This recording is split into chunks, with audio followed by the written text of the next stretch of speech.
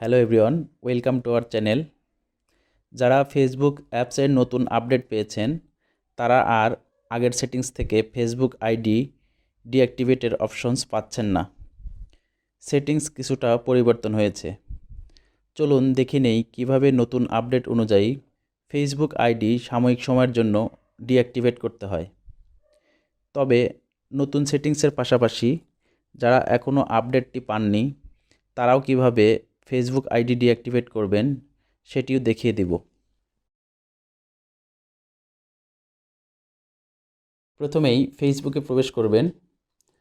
এরপর উপর দিকে ডান কোণায় 3 বার মেনুতে টাচ করবেন।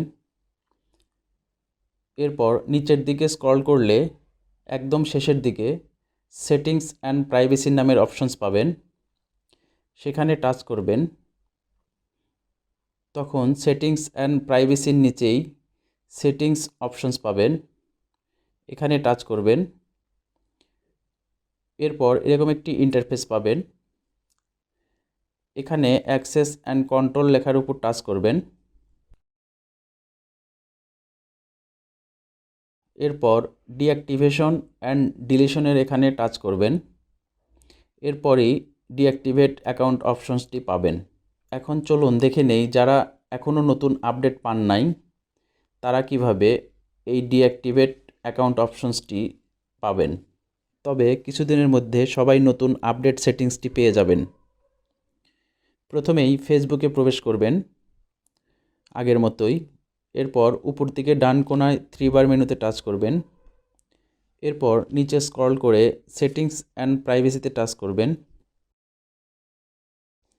এরপর সেটিংসে টাচ করবেন। এরপর একদম উপর দিকে পার্সোনাল অ্যান্ড অ্যাকাউন্ট ইনফরমেশনের এখানে টাচ করবেন। এরপর এখানে শেষের দিকে অ্যাকাউন্ট ওনারশিপ অ্যান্ড কন্ট্রোলের উপর টাচ করবেন। এরপর ডিঅ্যাক্টিভেশন অ্যান্ড ডিলিশনের এখানে টাচ করবেন, তাহলে ডিঅ্যাক্টিভেট অ্যাকাউন্ট অপশনসটি পেয়ে যাবেন। নতুন এবং পুরাতন নিয়মের সাথে এতটুকুই পরিবর্তন, বাকি প্রসেস দুটোর জন্যই সেম। এখন ডিঅ্যাক্টিভেট অ্যাকাউন্ট অপশনসটি সিলেক্ট না হয়ে থাকলে অপশনসটি সিলেক্ট করে নেবেন।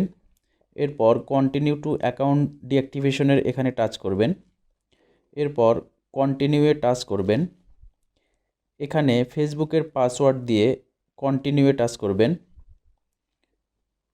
এরপর এরকম একটি পেজ আসবে, এখানে কি কারণে আপনি ফেসবুক আইডি ডিঅ্যাক্টিভ করতে চাচ্ছেন সেটি সিলেক্ট করতে হবে। আপনি প্রথম অপশনসটা সিলেক্ট করে দিবেন। এরপর কন্টিনিউ বাটনে টাচ করবেন। এখানে নিচের দিকে রিঅ্যাক্টিভেটিং ইওর অ্যাকাউন্টের এখানে 7 ডেজের উপর টাচ করবেন।